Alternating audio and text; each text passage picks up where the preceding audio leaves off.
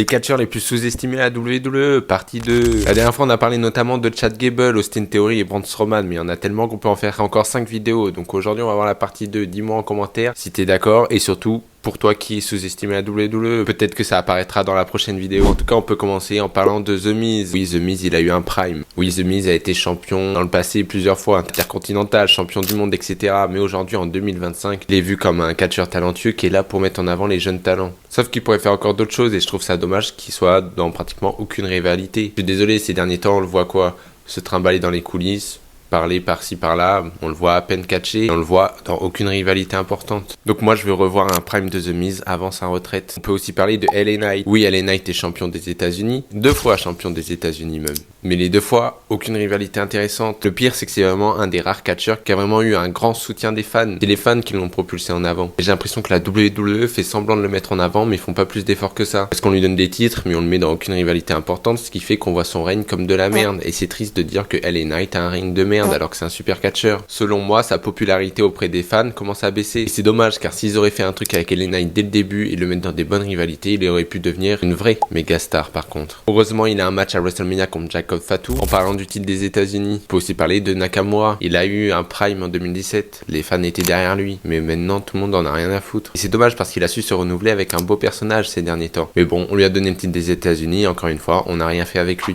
Je sais pas comment ça se passe dans les coulisses de la WWE, mais je pense qu'il y a des gros problèmes de scénario, parce que beaucoup trop de catcheurs sont sous-estimés, beaucoup trop de champions ne servent à rien. Bien sûr, je parle des catcheurs sous-estimés, mais c'est selon moi, chacun son avis. Donc dites-moi en commentaire pour vous qui sont les superstars sous-estimés, et si vous êtes d'accord avec les 3 noms que je viens de vous citer. Et si t'aimes le catch, n'hésite pas à t'abonner.